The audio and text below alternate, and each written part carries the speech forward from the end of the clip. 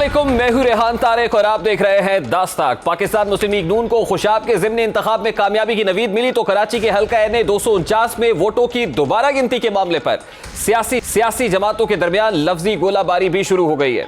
NA 249 पर peoples party के अलावा तमाम जमातों ने वोटों की दोबारा गिनती के अमल का मुकम्मल बायकॉट कर दिया है। सिर्फ पाकिस्तान पीपल्स पार्टी इस अमल का हिस्सा है। रिटर्निंग अफसर के ऑफिस में दोबारा गिनती के दौरान पीपल्स पार्टी के अलावा तमाम तर जमातों ने दोबारा गिनती का बायकॉट कर रखा है। तहरीक इंसाफ ने भी नताइज तस्लीम न करते हुए दोबारा गिनती का बायकॉट कर दिया और इलेक्शन कमीशन से रुजू करने का मुतालबा भी किया है। उम्मीदवारों की जानिब से इल्जाम लगाया गया है कि जो पोलिंग बैग लाए गए उन पर सील नहीं लगी हुई और वो खुले हुए थे, जिसकी वजह से दोबारा गिनती का बायकॉट कर रहे हैं। उम्मीदवारों ने दूसरा एतराज कि उन्हें फॉर्म 45 और 46 मुहैया नहीं किया गया। इस वक्त वोटों की गिनती का अमल जारी है और जराये के मुताबिक 46 पोलिंग स्टेशन पर गिनती का अमल मुकम्मल हो चुका है। पाकिस्तान मुस्लिम लीग नून के मिफ्ता इस्माइल के 114 वोट मुस्तरद हुए हैं, जबकि अमजद खान अफरीदी जो पाकिस्तान तहरीक इंसाफ के कैंडिडेट है, उनके जो मुस्तरद शुदा वोट है वो 54 से कम होकर 19 रह गए। इस तरह पाकिस्तान पीपल्स पार्टी के कैंडिडेट के 49 वोट मुस्तरद हुए हैं जो अब तक सामने आ रहे हैं। TLP भी मैदान में है, 26 वोट अब तक TLP के कैंडिडेट के मुस्तरद हुए हैं। मिफ्ता इस्माइल साहब की तरफ से एक प्रेस टॉक की गई, मीडिया को ब्रीफ करते हुए उन्होंने क्या कहा और अमजद आफरीदी क्या कह रहे थे उसकी एक झलक आपके सामने रखता है। आरओ ने कहा कि हम फॉर्म 46 नहीं देंगे, हम काउंटर फॉइल की सिग्नेचर्स चेक नहीं करने देंगे, काउंटर फॉइल नहीं चेक करने देंगे और जो अनयूज्ड बैलेट्स हैं बोला वो नहीं गिनने देंगे। सिर्फ जो एक्सेप्टेड बैलेट्स थे जो उसको दिखा देंगे। बेसिकली वो कंसोलिडेशन करा रहा है थोड़े से रिकाउंट के साथ। जो असल में थप्पा वगैरह लगता है वो अनयूज्ड बैलेट के थ्रू लगता है। जब हम निकल रहे थे उन्होंने कहा आप या तो पहले हमारी ये स्कीम एक्सेप्ट करें कि सिर्फ फॉर्म 45 चेक करोगे वरना आप लोग जाएं। तो पहला बैग खुला तो उस पर सील नहीं थी, तो किसी ने पूछा कि सील किधर है तो बोलता शायद गिर गई हो। मैं इलेक्शन कमीशन पाकिस्तान से इंसाफ की अपील कर रहे हैं। प्रिजाइडिंग ऑफिसर तकरीबन 95% एजुकेशन डिपार्टमेंट से थे। हमारा मुतालबा है कि रीपोलिंग कराई जाए। हल्का 249 में दोबारा गिनती के मामले पर पाकिस्तान पीपल्स पार्टी के उम्मीदवार कादिर मंदोखेल ने इलेक्शन कमीशन पर ही जानिबदारी का इल्जाम आयद कर दिया और कहा है कि पूरा कमीशन नाकाम हो चुका है। पहले डस्का में नाइंसाफी की गई और अब यहां पर यह सब कुछ हो रहा है और उन्हें हराने की कोशिश की जा रही है। कादिर मंदोखेल क्या कह रहे थे, जरा उसकी एक झलक भी आपके सामने रखते हैं। भी ज्यादती किया आपने, आज भी ज्यादती करे हो। ये ज्यादती आपको डस्का में नजर नहीं आ रही, ये ज्यादती आपको खुशाब में नजर नहीं आ रही। नून लीग वाले जहां ये जीत रहे वहां वाह जहां ये हार रहे, हार उनका मुकद्दर बन चुका है। पाकिस्तान मुस्लिम लीग नून NA 249 के इंतखाबात को तस्लीम करने से क्यों इनकारी है और PTI को नताइज पर क्या एतराज़ात है, इसी मामले पर बात करेंगे। सबसे पहले पाकिस्तान तहरीक इंसाफ के NA 249 के कैंडिडेट अमजद खान अफरीदी इस वक्त हमारे साथ मौजूद हैं। अस्सलाम वालेकुम अमजद खान अफरीदी साहब, बहुत बहुत शुक्रिया आपके वक्त के लिए। सबसे पहले तो बड़ा सादा सा सवाल है जो हर कॉमनर पूछता है कि NA 249 में आपके स्टेक्स कितने हैं? यानी मिफ्ता इस्माइल साहब और पाकिस्तान पीपल्स पार्टी के जीते हुए कैंडिडेट के दरमियान 683 वोटों का डिफरेंस है। आपकी का डिफरेंस तो बहुत ज्यादा है, तो फिर किन बुनियादों पर आप रीपोल का मुतालबा कर रहे हैं? देखें, अच्छा बात ये है सबसे पहले कि ये वही जमात है जिसने यहाँ से 2018 में 36,000 वोट लिए।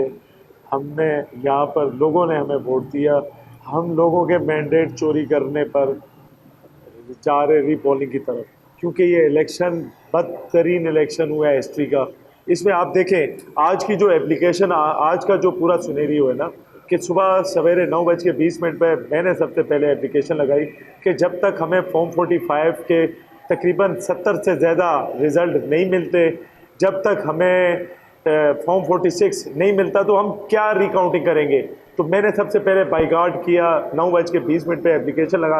मैंने कहा मैं नहीं बैठता रिकाउंटिंग में। लेकिन आपके और जीतने वाले उम्मीदवार के दरमियान फर्क बहुत ज्यादा है, हजारों वोटों का डिफरेंस है। सर, आप ये कह रहे हैं कि ये तमाम तर वोट जो आपके वोट थे उनको किसी तरह से टेम्पर किया गया है, उन्हें सिस्टम से निकाला गया है और रिजेक्ट किया गया है। एग्जैक्टली आपको ये शायबा है क्योंकि जो कुछ डस्का के अंदर हुआ पाकिस्तान मुस्लिम लीग नून जहां पर क्लेम किया और फिर उसके बाद पाकिस्तान मुस्लिम लीग नून फातेह ठहरी, वहां पर तो हमने कुछ नॉमलीज भी देखी, वहां पर कुछ ऐसी चीजें भी देखी कि ऑब्वियसली रिपोर्ट हो रही थी, फायरिंग हो रही थी, लोग जान से जा रहे थे, सब कुछ एविडेंट था। लेकिन यहां पर ये सब कुछ तो नहीं दे, बड़ा पुरअमन इलेक्शन। मैं आपको इलेक्शन में ये हुआ है कि जो हमने इस्लामाबाद में एप्लीकेशन लगाई है उसके में 17,000 से ज्यादा वोटर्स को ट्रांसफर किया गया जिन्होंने 2018 में यहाँ वोट दिया है।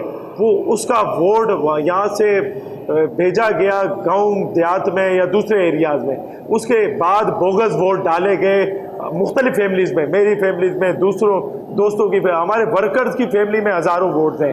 10,000 वोट अभी तक हमने वो किए और मज़ीद वोट हैं इसमें भी। तो वो उसके बाद बोगस वोट ये अच्छा अमला सारा सूबाई हुकूमत हमारी सईद गनी साहब वो खुद उसको लीड कर रहे थे, देख रहे थे, एजुकेशन डिपार्ट सारा लगा हुआ था, तो वो तो हर चीज उन्हें अपनी मर्जी से बता रहा था।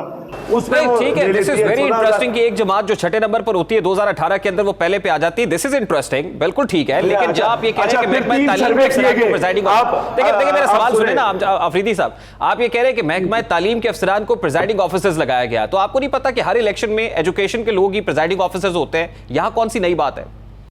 नहीं, अच्छा देखिए, सजाद खटक साहब जो आरओ लगाए गए वो डिस्ट्रिक्ट रिटर्निंग ऑफिसर थे PS 88 के अंदर, और ये सारा मामला वहां से तय करके यहाँ पर पूरा मैनेज करके इलेक्शन लगाए। क्या आपके पास दूसरे इदारों के वफाकी इदारे से लेते हैं, पंजाब से लेते हैं, आप लोग आर्मी की कस्टडी में इलेक्शन करवाते तो पता लगता। हम कह रहे हैं, आज इन्हें कह रहे हैं, देखें ये इलाका इसको रीपोलिंग पर जाए और ये एग्जाम्पल सेट करें कि हम बायोमेट्रिक पर, ये पहली बार 2018 के बाद PDM बनी, क्यों बनी?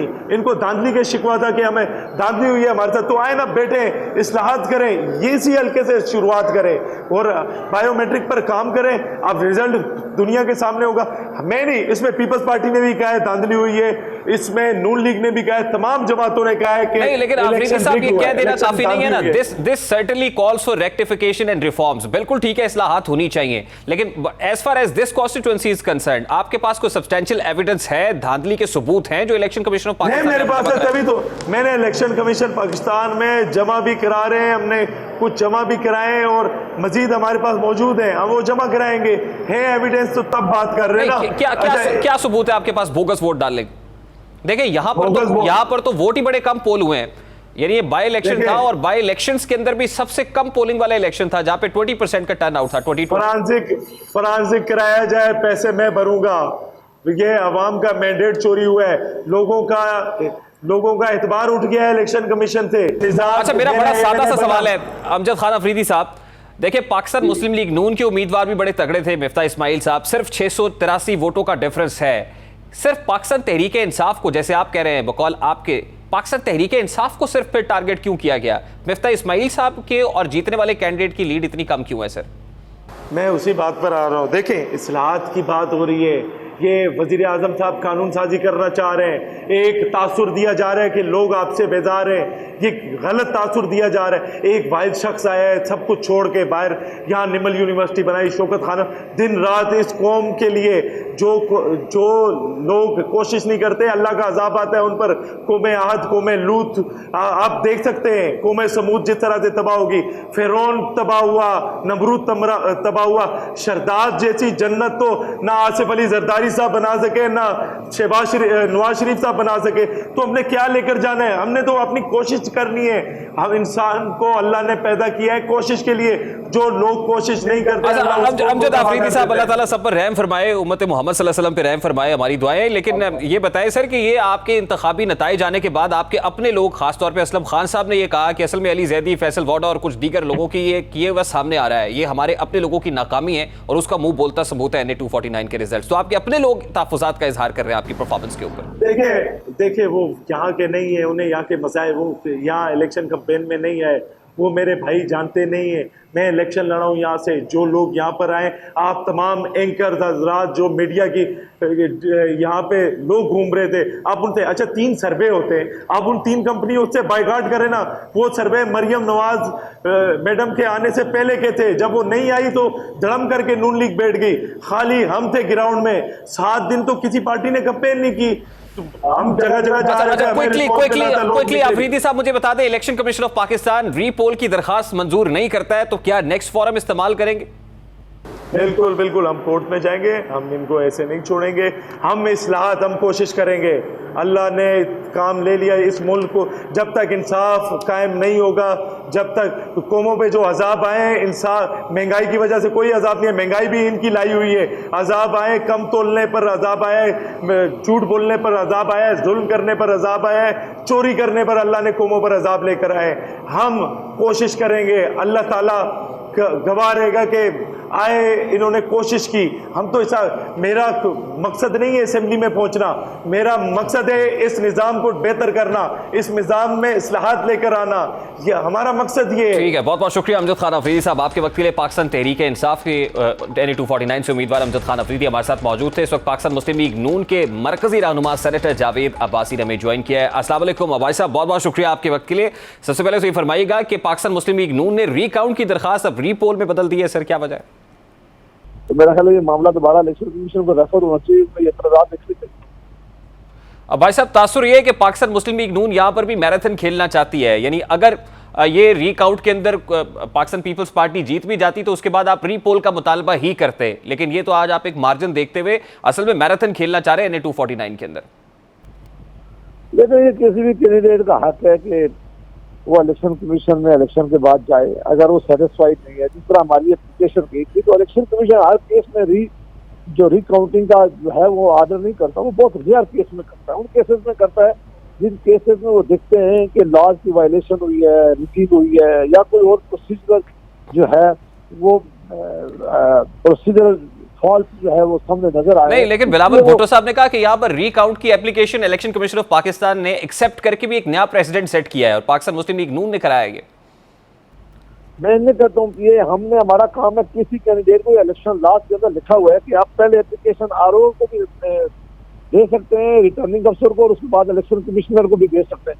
अब ये एक अदारा है, आईनी अदारा है, वो सुना है उन्होंने दोनों पार्टी को, सुनने के बाद उन्होंने ऑर्डर पास किया है, पीपल्स पार्टी को भी सुना है, हमें भी सुना है, और सुनने के बाद उन्होंने समझा कि वाकई वहाँ रिकाउंटिंग होना जरूरी है, क्योंकि वहाँ जो इलेक्शन हुआ है उनके ख्याल के मुताबिक वो रिजल्ट ठीक नहीं था, इसलिए उन्होंने रिकाउंटिंग का ऑर्डर किया। जो इलेक्शन कमीशन पाकिस्तान ऑर्डर करेगा वो सबको मानना चाहिए। ठीक है भाई साहब, देखिए इलेक्शन कमीशन ऑफ पाकिस्तान ने आपकी दरखास्त मंजूर की, रीकाउंट शुरू हो गया, लेकिन पाकिस्तान पीपल्स पार्टी के अलावा तमाम तर जमातें वॉकआउट कर गई, यानी आपका तासुर मजीद गहरा हो गया है कि इस हल्के में धांधली हुई है और वो धांधली जीतने वाली जमात के इवा पर हुई है। जी बिल्कुल, हम तो पहले दिन से हम भी कह रहे थे, बाकी सारे कैंडिडेट भी यही बात कह रहे हैं। वो समझते हैं कि क्योंकि प्रोविंशियल गवर्नमेंट की उनकी थी, उनका कैंडिडेट किसी तरह इलेक्शन कैंपेन में किसी नजर में नहीं था, ना उन्हें खुद यकीन था। ये इलेक्शन आखिरी रात या आखिरी दिन को मैनेज किया गया है, क्योंकि सारा पोलिंग स्टाफ उनका था, खुद वो वहाँ बैठे हुए थे। तो ये सारी सियासी जमातें जो वहाँ इलेक्शन कंटेस्ट कर रही है, वो एक तरफ है, पीपल्स पार्टी एक तरफ है। तो मेरा ख्याल है ये जमातों का हक है कि वो कहें कि फ्री एंड फेयर इलेक्शन होना चाहिए, साफ इलेक्शन होना चाहिए। भाई साहब आज भी प्राइम मिनिस्टर साहब ने कहा है कि पीडीएम को NRO मैं नहीं दूंगा, पीडीएम क्योंकि NRO मांग रही है, ये सब लोग मुझसे मिलकर NRO लेना चाहते हैं, लेकिन आज उन्होंने कैटेगोरिकली कह दिया लाहौर के अंदर कि NRO आपको नहीं मिलेगा। ये तो इमरान खान साहब आज भी कह रहे हैं, उनकी प्रिंसिपल पोजीशन है। अगर वो ये बातें कह रहे हैं तो फिर उनके साथ आपका क्या ख्याल है कि हम उनको सर्विस से बैठेंगे, वो रात को यहाँ आकर हमें गाली दें, चोर डाकू कहें, बुरा भला कहें? इन मामलात में एक आदमी आपको ये बातें कहे उसके साथ आप बैठ सकते हैं? तो इसकी तो मुल्क को बड़ी कॉस्ट अदा करनी पड़ेगी फिर, अगर इलेक्टोरल रिफॉर्म्स नहीं होती, हर इलेक्शन के बाद धांधली होनी है, तो फिर इसकी कॉस्ट तो एक कॉमनर अदा कर रहा है ना सर। अगर आपके 2 गेस्ट आपने बुलाए हुए हैं और मैं भी आया हूँ आपके स्टूडियो में, और मैं किसी और आदमी को, अल्लाह न करे जो मैं कर नहीं सकता, मैं गाली देना शुरू कर दूं, वो मेरे साथ बैठेगा आपके प्रोग्राम में? तो फिर आप क्या डिमांड करते हैं इमरान खान साहब से कि इमरान खान साहब आपके साथ बैठे, वो NRO की बात ना करें, चुप करके NRO दे दें? 3 बातें इमरान खान साहब को करनी चाहिए। एक, उन्होंने पिछली दफा इलेक्शन कमीशन ने डिस्का के मामले पर फैसला किया, इन्हें इलेक्शन कमीशन के खिलाफ प्रेस कॉन्फ्रेंस की, कोई कानूनी अदारा तो उसको बुरा भला कहा, इन्होंने क्या इस्तीफा कर दिया, माफी मांगेगी, ये गलती थी नहीं कहना चाहिए।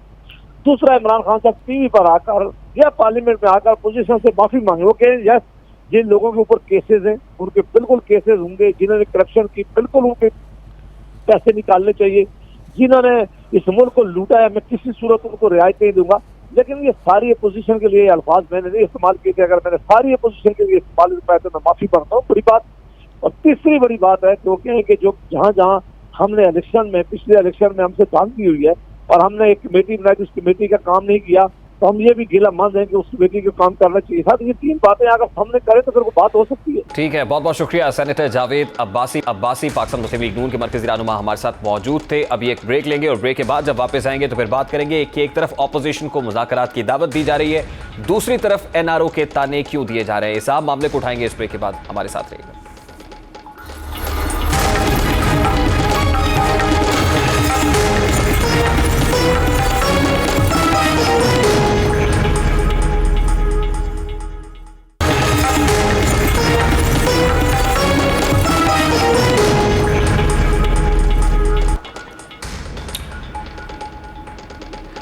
Welcome back. आज स्पीकर कौमी असम्बली असद कैसर ने इंतखाबी इस्लाहात के लिए आला सतही कमेटी कॉन्स्टिट्यूट कर दी है। ये कमेटी पार्लिमानी जमातों से राब्ते करेगी। 5 रुकनी कमेटी में वफाकी वज़रा परवेज़ खटक, फवाद चौधरी, असद उमर, वज़ीर आज़म के वज़ीर डॉक्टर बाबर आवान और मुआविन खुसूसी मलिक आमिर डोगर शामिल है।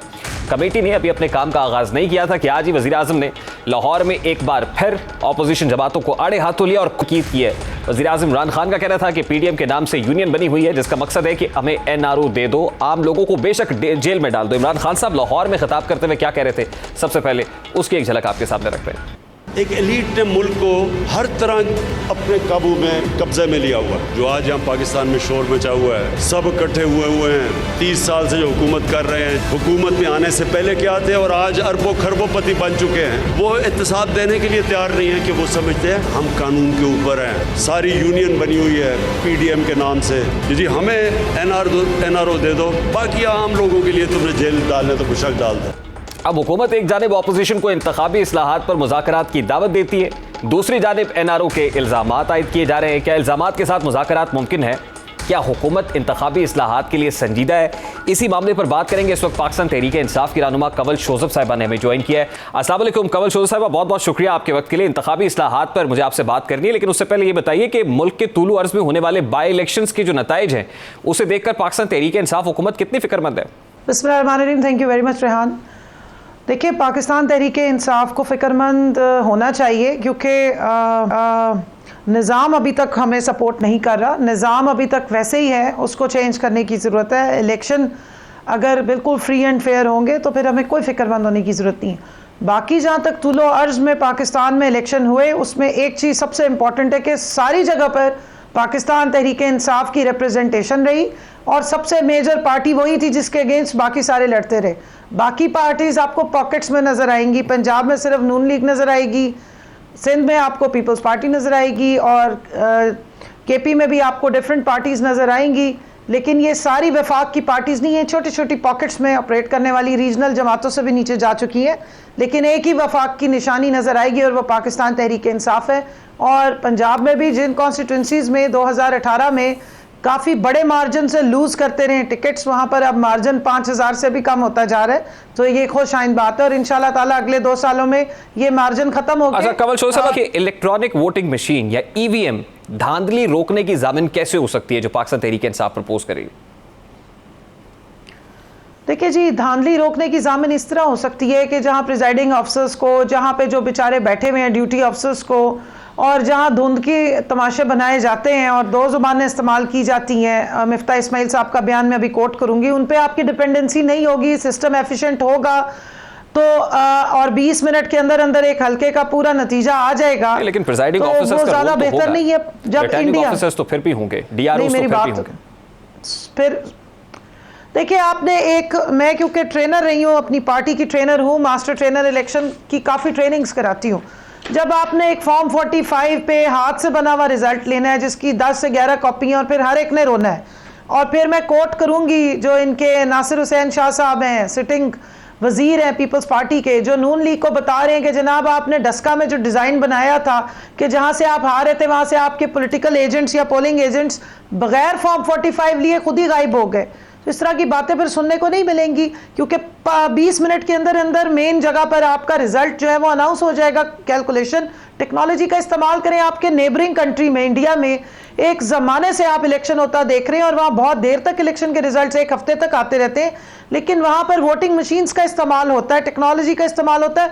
आज तक आपने वहाँ धांधली का शोर नहीं देखा। कंवल शोज़ब साहब, हमारे यहाँ जो धांधली की और इलेक्शन की जो पॉलिटिकल डायनामिक्स है, आपको पता है प्रैक्टिकली बड़ी मुख्तलिफ हैं और यहाँ पर कुछ और फैक्टर्स भी हैं जिससे सरफ नज़र नहीं किया जा सकता। अब आप ऑपोजिशन को ये कह रही हैं कि पार्लियामान में आए या जो कमेटी कॉन्स्टिट्यूट की गई है स्पीकर की ज़ेर सदारत, उसमें आकर बैठें। एक तरफ कमेटी कॉन्स्टिट्यूट होती है, दूसरी तरफ इमरान खान साहब लाहौर में खड़े होकर एक बार फिर कह देते हैं मैं NRO नहीं दूंगा। वो कहते हैं पहले ही जब हम जाते हैं तो आप NRO का शोर मचा देते हैं। इस माहौल में हम कैसे बैठ सकते हैं हुकूमत के साथ? वज़ीर आज़म साहब ने किसी का नाम लेके नहीं कहा, चोर की दाढ़ी में तिनका। अगर जैसे पहले उन्होंने कहा कि मैं जब इक़्तिदार में आया तो मैं चोरों को नहीं छोड़ूंगा, तो दूसरी तरफ से शहबाज शरीफ साहब ने बयान दिया कि इमरान खान कहता है कि मैं अपोजिशन को नहीं छोड़ूंगा। तो इसका मतलब है कि कहीं ना कहीं गड़बड़ है और उस गड़बड़ की पूरी ये दास्तान है जो इन्वेस्टिगेशन रिपोर्ट है मेरे पास मौजूद है इनके केसेस के ऊपर। दूसरा, आपने कहा एनआरओ की उन्होंने जिक्र किया। एनआरओ का इसलिए जिक्र किया कि ये मेरे पास डॉक्यूमेंट है जो फैटफ के दिनों में इन्हीं दोनों जमातों ने दिया, जिसके ऊपर लिखा हुआ है proposed amendments by Peoples Party and Pakistan Muslim League Noon. ये 34 अमेंडमेंट्स हैं जो नैब के कानून में को ख़त्म करने के लिए दी गई थी, और इसके साथ एक लिस्ट है पूरी जिससे पता लगता है कि इनके ऊपर जो मनी लॉन्ड्रिंग के और इस तरह के केसेस हैं उनको ख़त्म किस तरह किया जा रहा है। तो बात करने का मकसद ये है कि इलेक्टोरल रिफॉर्म्स आने वाले टाइम में जो भी हुकूमत में होगा या नहीं होगा, इस मुल्क के डेमोक्रेटिक निज़ाम को स्ट्रेंथन करेगी, निज़ाम की शफाफियत को इंश्योर करेगी। लेकिन अफसोस के साथ कहना यह पड़ता है कि जो जमातें आई धांधली की वजह से और हमेशा रिवायती तरीकों से ही आती हैं, वो पहले ही दौड़ जाती हैं। नहीं तो इन्होंने जो चार्टर ऑफ डेमोक्रेसी की शिक नंबर 23 में एक लिख के 2006 से बयान दिया हुआ है, ये उस पर अमल क्यों ना करते? कमल शोर साहब, अभी आप ऑपोजिशन को बिठा के फिर कोई चार्टर ऑफ डेमोक्रेसी तो नहीं साइन करना चाहते? हम ऑपोजिशन को बिठा के जो हमने टेबल किया है ना अमेंडमेंट बिल टेबल किया हुआ है 16 अक्टूबर 2020 को विद 49 अमेंडमेंट्स, वो हम चाहते हैं कि उस पर निगोशिएट करें, और अगर उनके पास इससे बेहतर कोई तरीक़ेकार है टेक्नोलॉजी का इस्तेमाल करने का और लेजिस्लेशन में अमेंडमेंट्स लाने का, तो वो प्रपोज करें जैसे उन्होंने फैटअप में भी की।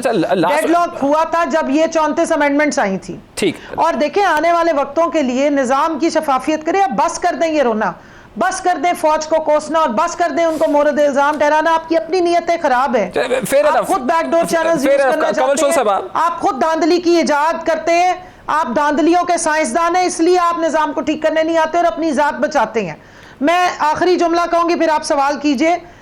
अगर हल्के में आपने 20-20, 25-25 हजार जाली वोट डाले हुए हैं और वो आप पहले ही अपने कैंडिडेट को तोहफा दे देते हैं कि भाई इस आके हल्के से लड़ लो तो 15-20 हजार की तो तुम्हें पहले ही लीड है, तो फिर आप कहां से निजाम साफ करेंगे? चले इख्तिसार से मुझे सिर्फ ये बता दीजिएगा कमल शोजब साहब, और अगर वाकई हमने डेमोक्रेसी को स्ट्रेंथन करना है तो फिर अब ये कड़वा घूंट इनको भरना पड़ेगा। बिल्कुल ठीक है। अच्छा, अब अभी ऑपोजिशन को साथ बिठाना इसलिए भी हुकूमत के लिए जरूरी है, एक तासुर ये है क्योंकि अगला बजट भी तो पास कराना ना पार्लियामान से, और बजट के लिए तो प्रेशर बहुत ज्यादा है। जैसे गुज़श्ता रोज शौकत तरीन साहब भी कह रहे थे कि बड़ा डिफिकल्ट हो जाएगा इन हालात के अंदर अवामी रिलीफ का बजट भी लेकर आना। तो क्या डिफिकल्ट नजर आ रहा है आपको, इसलिए ऑपोजिशन को बिठाकर आप चाहते हैं कि बजट पास कराने और दीगर जो लेजिस्लेशन के मामला है उसकी तरफ भी चला जाए? देखिए, बजट अपोजिशन ने तो नहीं पास करना होता, बजट तो हुकूमती मेंबरान ने पास करना है। अपोजिशन से बाला पार्लियामेंट जैसे हमने पहले बजट पास कराए जी बिल्कुल करा लेंगे, और पहले भी किसी ने कहा था कि मैं लात मार के हुकूमत गिरा दूंगा। आपने देखा बड़ी बड़ी दौलतियां लोगों ने झाड़ी, लेकिन अल्हम्दुलिल्लाह हुकूमत चल रही है और इंशाल्लाह आगे भी चलेगी और अपना टाइम बिल्कुल कंप्लीट करेगी। बजट हमारे मेंबरान ने पास करना है और वो इंशाल्लाह सब साथ खड़े हैं और होंगे मौजूद। ऑपोजिशन एक जमहूरियत में पार्लिमानी स्टाइल ऑफ डेमोक्रेसी में ऑपोजिशन जो है वो पार्लियामान का हिस्सा है। अब वो अपने हिस्से का काम ना करें, ओथ उन्होंने लिया हुआ है, तनख्वाहें वो ले रहे हैं, बाहर के ट्रिप्स पे तो वो जाने को बिल्कुल तैयार हो जाते हैं, बाकी भी सारे फोरम्स यूज़ करते हैं, वहाँ खड़े होके अपने केसों के रोने भी रोते हैं, लेकिन जहां आवाम को रिलीफ देने और इस सिस्टम को सही करने की बात है वहां वो दौड़ जाते हैं। अच्छा, बाहर के ट्रिप से मुझे याद आ गया कि शहबाज शरीफ साहब जो है वो भी बाहर जाना चाह रहे हैं, तो शहबाज शरीफ साहब का नाम एग्जिट कंट्रोल लिस्ट से निकाल रही है हुकूमत, बायकॉट से नजर आएगा। बाहर से याद आ गया कमल शोजब मिनिस्ट्री का काम है वो रिव्यू। जी जी जी जी जी, इंटीरियर मिनिस्ट्री ने देखना है, और शहबाज शरीफ साहब अभी बाइज्जत बरी नहीं हुए, वो सिर्फ जमानत पे बाहर आए, केस उन पे ख़त्म नहीं हुए, केस उन पे चल रहे हैं।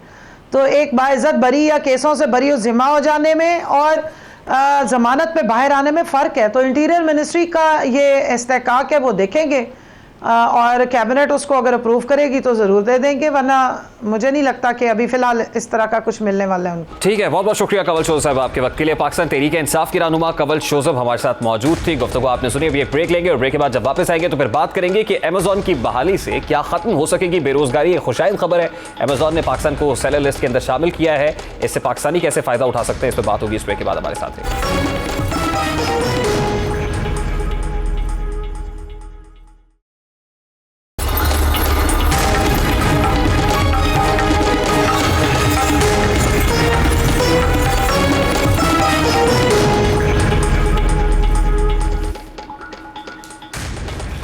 Welcome back. आज मुशीर तिजारत अब्दुल रज़ाक दाऊद ने कौम को बड़ी खुशखबरी सुना दी है। मुशीर तिजारत के मुताबिक अमेज़न कुछ ही दिन में पाकिस्तान को अपने फरोख्त कुनिंदगान यानी सेलर लिस्ट में शामिल करेगा।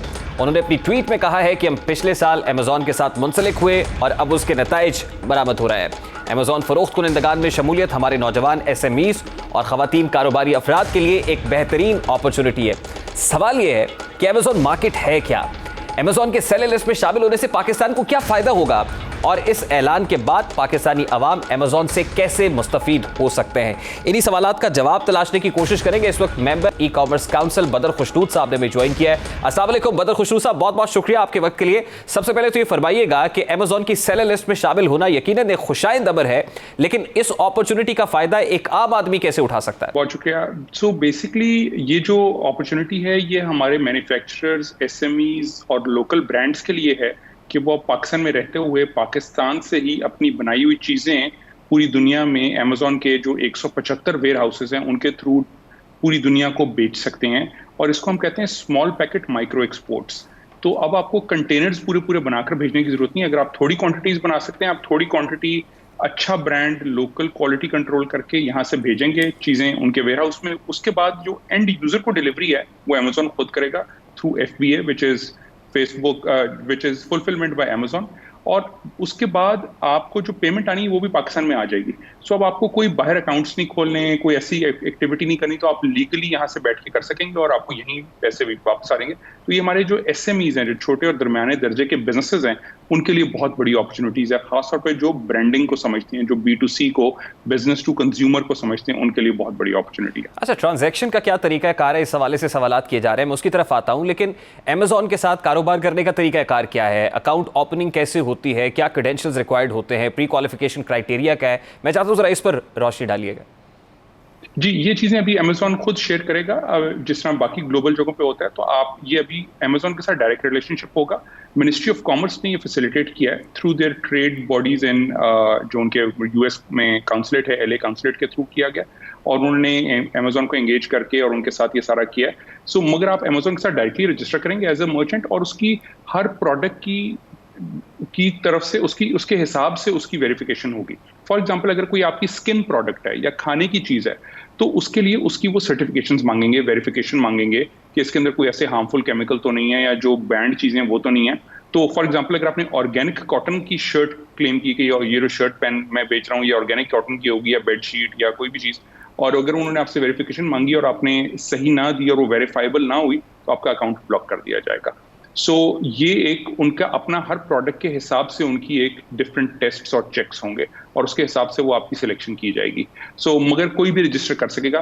प्रायोरिटी और ज़्यादा जो बेनिफिट मिलेगा वो उन ब्रांड्स को मिलेगा जो ओन ब्रांड्स हैं, यानी एक ब्रांड के ट्रेडर्स को उतनी अपॉर्चुनिटी नहीं होगी जितना ब्रांड का ओनर खुद उसको बेहतर तौर पे सेल कर सकेगा। नहीं, इसका मतलब क्या ये समझा जाए कि जो ब्रांड ओनर्स हैं या ऑलरेडी इस्टेब्लिश्ड हैं वही अमेज़न के साथ बिजनेस कर सकते हैं, या जो जैसे आप शुरू में कह रहे थे कि SMEs को बहुत फ़ायदा होगा या कॉटेज इंडस्ट्री को बहुत फ़ायदा होगा, या जो स्टार्टअप्स हैं, एंटरप्रेन्योर्स हैं, वो कैसे इससे फ़ायदा उठा सकते हैं कि जो भी इनिशियल स्टेजेस पे हैं? बिल्कुल, बहुत अच्छा सवाल है। सो बेसिकली ये एक अपॉर्चुनिटी है पाकिस्तानी बिजनेसेस के लिए कि वो अपने ब्रांड्स बिल्ड करें। सो जो locally kind of no brand काम कर रहे हैं और होलसेल में कर रहे हैं, अब वो डायरेक्ट कंज्यूमर को बेच सकते हैं एट अ हायर मार्जिन और अपने ब्रांड्स बिल्ड कर सकते हैं। तो सबके लिए अपॉर्चुनिटी है कि रादर देन होलसेल में, B2B में आप volume based but low margin काम करें और बैक एंड पे या बैक ऑफिस पे काम कर रहे हो किसी अच्छे ब्रांड के, तो बेहतर ये है कि अब आप अपना ब्रांड भी साथ शुरू कर सकें। तो ये बहुत सीखने की भी ज़रूरत है, और फिर मेरा ख्याल है कि बहुत ज़्यादा हमें ज़्यादा विजिलेंट होने की भी ज़रूरत है कि अगर अमेज़न हमें अपॉर्चुनिटी या विंडो फराहम करने जा रहा है तो यहाँ पर धोखाधड़ी या फ्रॉड नहीं चलेगा।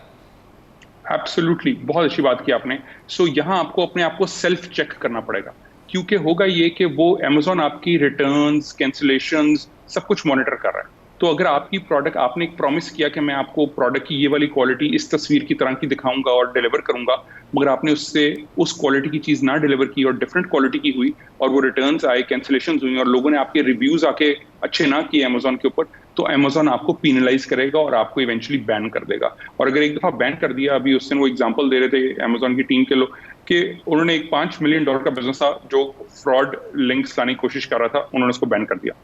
सो वो आपकी साइज ऑफ बिजनेस को नहीं देखेंगे, ये नहीं देखेंगे आप कितने बड़े बिजनेसमैन हैं या कितनी बड़ी फैक्ट्री हैं। अगर आपने गलत काम किया तो आप ब्लॉक हो जाएंगे।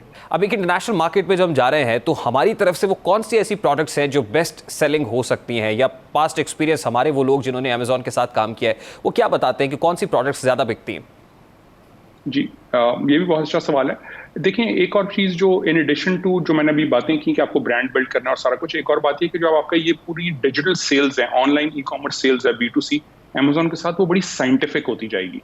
अब आप रैंडम नहीं चलेंगे, एडहॉक नहीं चल सकते, तो आपको अमेजोन का सिस्टम समझना है। उसके लिए अमेजोन की ट्रेनिंग्स ऑनलाइन पड़ी हुई हैं। एक तरीका ये कि आप एज ए बिजनेस ओनर वो ट्रेनिंग्स लें और समझ लें। दूसरा तरीका ये कि आप उन यंग लड़के लड़कियों को जो डिजिटल को बेहतर समझते हैं और जिन्होंने ये कोर्सेज कर ली हैं और समझ लिया है, उनको हायर कर लें या उनसे फ्रीलांसिंग पे काम करवा के अपने सिस्टम को सेटअप करा लें। तो आपको ये सिस्टम पहली बात समझना पड़ेगा कि कैसे अमेजोन रैंकिंग करता है, रेटिंग्स करता है, क्या चेक्स लगाता है, कैसे मैंने रैंक करना है अपनी प्रोडक्ट को हायर, कीवर्ड्स क्या हैं, वो सारा कुछ। और इसके लिए वो कहते हैं प्रोडक्ट की हंटिंग करना, कि आपने ये भी देखना है कि कौन सी प्रोडक्ट्स हैं जो वहाँ डिमांड में हैं और जो मैं यहाँ से प्रोड्यूस कर सकता हूँ, मेरी क्या कैपेबिलिटी है और वहाँ डिमांड क्या है। So it's a very demand driven platform.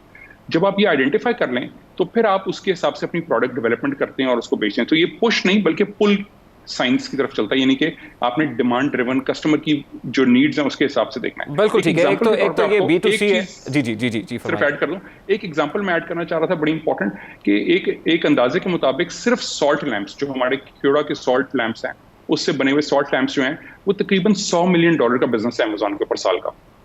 आप सिर्फ इससे अंदाजा लगा लें कि क्या क्या कुछ जा सकता है पाकिस्तान से अगर सही तरह बनाया जाए, इनोवेशन लाई जाए, क्रिएटिविटी लाई जाए, अच्छी तरह पैकिंग की जाए, सही तरह सर्टिफिकेशंस ली जाएं, सही तरह डिलीवरी की जाए, तो बहुत कुछ किया रास्ते। हमारे यहाँ अल्हम्दुलिल्लाह अल्लाह ताला ने बहुत नेचुरल रिसोर्सेज दिए हैं। हमारे पास लकड़ी है, हमारे पास सॉल्ट है, हमारे पास बहुत कुछ है। सो हमारे यहाँ कॉटन है, सब कुछ है। सो हम बहुत सारी चीज़ें बनाते हैं अपने नेचुरल रिसोर्सेज से और पूरी दुनिया में अपनी माइक्रो एक्सपोर्ट्स ग्रो कर सकते हैं। इंटरेस्टिंग। बदर खुशरू साहब, इख्तिसार से मुझे इख्तिताम पर यह बता दीजिएगा कि एक तो अमेजोन पर खुद को बतौर सेलर रजिस्टर करने की कोई फ़ी है, एंड नंबर 2 ये कि जो ट्रांजैक्शन है वो पेपैल के जरिए से होगी या कोई और मैकेनिज्म है? जी बिल्कुल, उनकी फीस है और वो उनके सिस्टम में है। कुछ उनकी ट्रांजैक्शनल फीस है, यानी कि हर ट्रांजैक्शन की एक सर्टेन कमीशन है, और उसके अलावा एक सर्टेन मंथली फीस है। बट एवरी SME है, हर छोटा बिजनेस भी अफोर्ड कर सकता है। Very economical. मुझे एग्जैक्ट नहीं पता है, वो हमें ऑनलाइन देखना पड़ेगा जब वो ऑन करेंगे पाकिस्तान का लिंक, बट बिल्कुल इकोनॉमिकल और अफोर्डेबल रेंज है, नंबर 1। नंबर 2 जो आपने सवाल किया कि सॉरी आपने क्या चीज पूछी थी दूसरी? मैं ये जानना चाह रहा हूँ कि पेपैल के जरिए से ट्रांजैक्शन होगी या डायरेक्टली आपके अकाउंट में वो पैसे भेज देंगे? जी, डायरेक्टली आपके अकाउंट में आएंगे पाकिस्तान में। सो आपको पेपैल पे डिपेंडेंस नहीं होगी, रिलायंस नहीं होगी, आपके अकाउंट में IBFT हो जाएगा। सो payment will not be an issue. ठीक है, बहुत बहुत शुक्रिया बदर खुशनूद साहब आपके वक्त के लिए। Member national e commerce council बदर खुशनूद हमारे साथ मौजूद थे। अपॉर्चुनिटी बहुत अच्छी है, लेकिन इस अपॉर्चुनिटी को अवेल करने के लिए पोटेंशियल की ज़रूरत है, और उम्मीद करते हैं कि सैकड़ों नौजवान इस अपॉर्चुनिटी से इस्तेफादा करेंगे और मुल्क की इकॉनमी इससे ज़रूर बूस्ट होगी। ये तो था आज का दास्ताक। आपसे मुलाकात होगी इंशाल्लाह कल। अपना रखिएगा ख्याल। अल्लाह हाफ़िज़।